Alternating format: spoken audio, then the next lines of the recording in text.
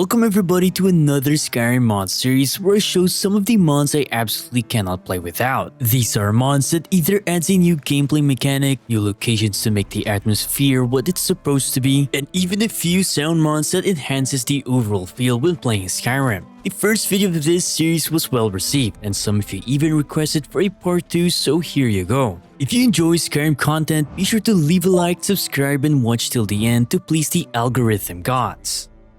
Let's start with Skyrim's most underdeveloped gameplay system. It's religion. In vanilla, Skyrim's religion system is too simple and lacking in depth. It only offers minor passive bonuses and the ability to get rid of diseases at shrines. Yes, that's basically it. Who you worship doesn't really impact the world of Skyrim and their followers aside from the new buffs here and there. Thanks to mods, I've one to share that actually makes religion something worth looking into: gods and worship. This mod is an immersive overhaul of the religion system in Skyrim by making the divines and Daedra have a much greater presence in Skyrim, and worshipping them devoutly leads to real rewards for the player. Each divines and Daedra have unique personalities, and players can win or lose favor depending on the actions you do. Taking actions they approve of, such as giving to charity or completing certain quests, while taking actions they hate, such as murder or stealing, will lower your affinity. The thing is, not all gods are the same. Different gods will love or hate different actions. For example, all the divines despise murder, while the Daedras, of course, they love murder.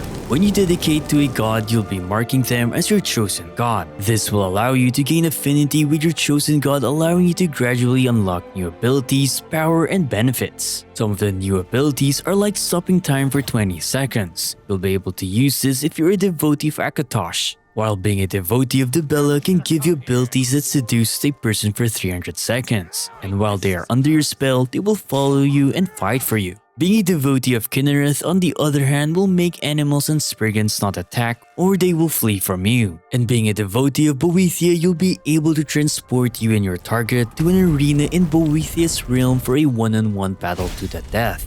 Of course, there's so much more, but these are just a few examples on what you would expect, as each god will have their own special abilities. Take note though, it's not as simple as pray to the god and you'll instantly get the abilities. You'll have to devote yourself to them and race through the 6 ranks, and each rank you'll gain new abilities or passive buffs. When reaching High Priest or High Priestess, you are sent on a pilgrimage quest to visit the holy places of your god hidden in the world. Completing the pilgrimage will then grant you vision of a new temple you can claim for your own as a player home. The temple you get is in one of those normal player homes we usually have. After repairing the temple, pilgrims will begin visiting the temple and leave offerings. You'll even get approached by pilgrims who wish to serve at the temple. Of course, there are a lot more features the mod has to offer, such as new followers with their own mini-quest, more shrines, being ambushed by other devotees, and so much more. Overall, I personally think this can be considered a whole DLC with just the amount of the content it brings. Before we jump into the next mod, I want to show you something that's been sitting right next to my setup lately. And no, it's not Merida's Beacon.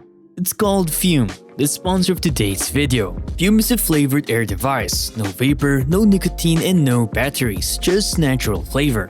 Think of it as a clean, refreshing way to keep your hands and mind busy. What I love the most is their premium wooden design and these magnetic fidget features. It's got this satisfying click and airflow dial that feels really relaxing during long sessions. I mean, just listen to this. Explore flavors like their crisp mint. It's cool, refreshing, and it'll keep you feeling sharp through those late night mod hunts. There are plenty of other flavors too, from cinnamon hearts to black licorice, so there's always something for everyone.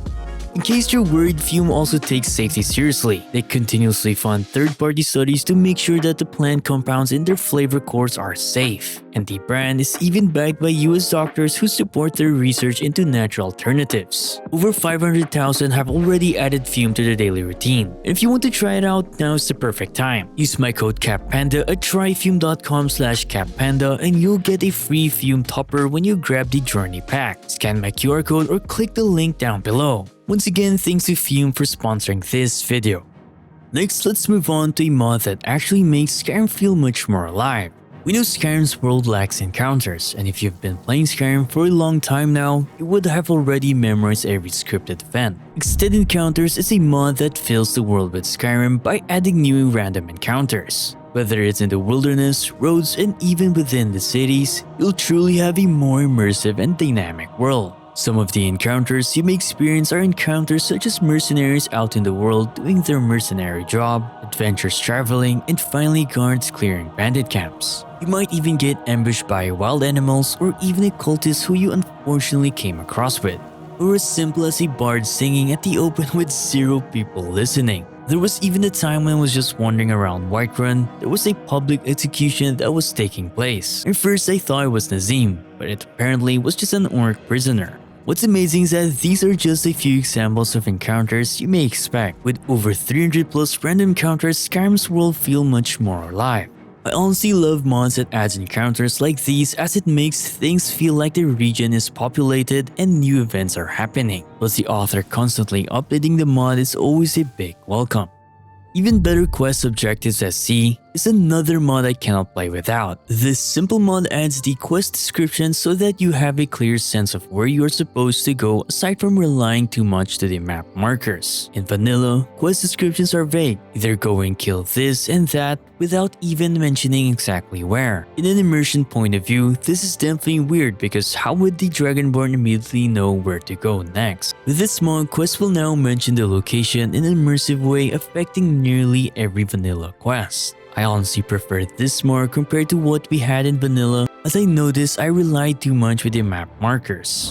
Skyrim is no doubt in the middle of a war. However, when you first set off to explore Skyrim, it doesn't really look and feel like one. The only time Skyrim feels like at war is when you're doing the Civil War questline. Civil War Battlefields changes exactly that by adding past battlefields around Skyrim to give a more authentic feeling that a civil war is actually happening in the region. What's amazing is that as time goes on, battlefields will change, fires will go out, bodies and loot will disappear, and some battles will not appear until you progress through the Civil War. There will be even times when you'll see bandits looting for gear, patrols or checkpoints getting ambushed, and even aftermaths of large-scale battles. I personally feel this was one of the things Skyrim was missing in the original game. And just by having this, the feel of Skyrim being at war is closer than we originally had. Another mod that enhances Skyrim's locations that I absolutely cannot play without is Rain's Standing Stones. The mod enhances all 13 locations of where these standing stones are located into something truly special. Let's be honest, these vanilla locations are plain.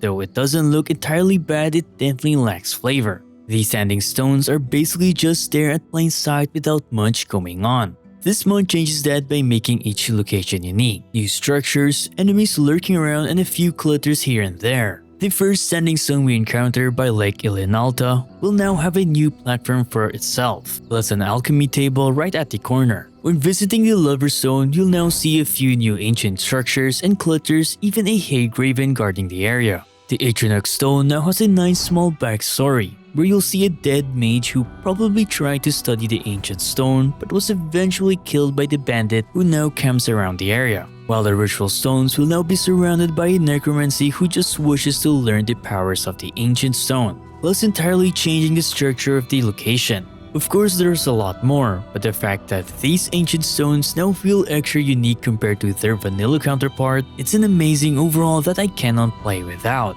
Additionally, I recommend pairing it with the Standing Sound Stones. I know I've showcased this a ton of times by now, but it's just one of those mods that I absolutely cannot play without. Not only it makes the atmosphere better when visiting these ancient stones, but adds that nice immersion touch to it. Anyways, I'll let you guys hear a few before and after on what you may expect when this mod installed.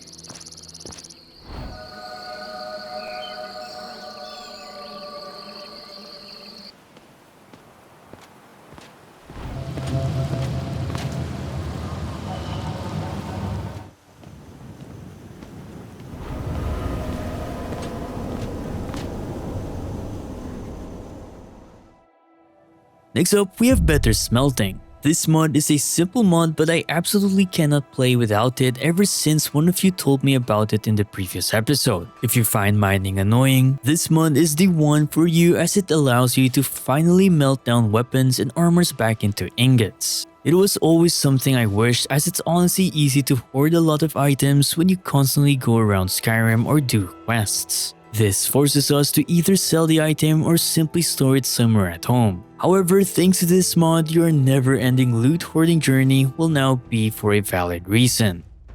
One major aspect of what Skyrim lacks was the way we traverse Skyrim's terrain. We know Skyrim is a mountainous region filled with a ton of ancient debris, rocks, cliffs, and other related things. However, in vanilla Skyrim, there was one problem. Even though we can technically jump, it was not a smooth experience. SkyParkour procedural parkour and climbing framework fixes this by introducing the most seamless traversing system in Skyrim to date. You'll now be able to climb cliffs, climb a roof, and even small stamps for lower terrain. Plus, it works for both first-person and third-person point of view, and it comes with its own animations. What's amazing is that with the mod's latest version 3 release, the mod has become a lot more seamless than before. All you gotta do now is hold on space and move to a certain ledge or platform and the animations will be played automatically.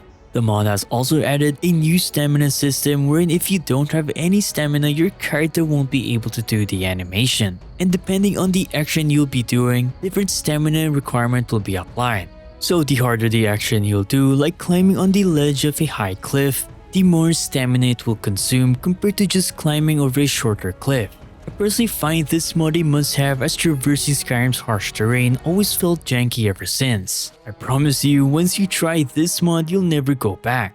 Next, we have a small mod that fixes one of Bethesda's add-on content, fishing. After a long adventure, we sometimes just want to chill and slow down a bit, and one thing we remember is that Bethesda did add fishing as a gameplay mechanic. However, to fish, you'll need to go to specific limited spots to fish. This can be tedious for a lot as not only you have to fast travel to the location, but you'll have to discover these fishing spots first. Even if a large body of water is just right in front of you that even contains fishes, you're still not allowed to fish in that spot. Fish Anywhere with water fixes that entirely by allowing you to fish anywhere that has water. So now if you're adventuring up north and decide to just chill for a moment, you can now do so and fish at the sea. Or you're probably somewhere by Lake Ilianalta but don't want to go to the original fishing spot. You can now do so and just fish basically anywhere. Just make sure you still have the fishing baits and have the fishing rod equipped. It's overall an amazing and simple mod, especially for folks who love to just relax time to time and fish in game.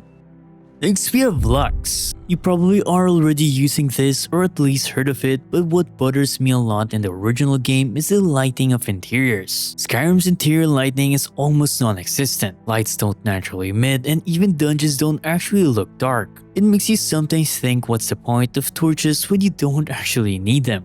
This mod fixes that in a massive scale. Every single interiors you go into will now have proper lighting. Dungeons would actually feel like actual dungeons because of the way the light changes the atmosphere, taverns having a better vibe, and underground dwemer locations will feel much more cinematic. The mod's main goal is consistency, and it always has been a priority of the author. As a general rule, if there's a light source, then there's light. Expect darker environments where there's no light at all. So yeah, this is definitely a mod I can't play without, especially when lighting is just as important as how textures look. It builds the atmosphere and basically just makes sense. And that's about it for today's video. I hope you enjoyed this video, and if you did, don't forget to leave a like, comment, and subscribe to the channel for more Skyrim content. If you would love to see a part 3, let me know down below. Also, what are the mods that you cannot play without? I might feature them in the next video. By the way, if you want to support the channel, I have affiliate links where you can buy cheaper games or other stuff on Amazon. Anyways, big thanks to Fume for sponsoring this video, and I hope to see you again on the next one.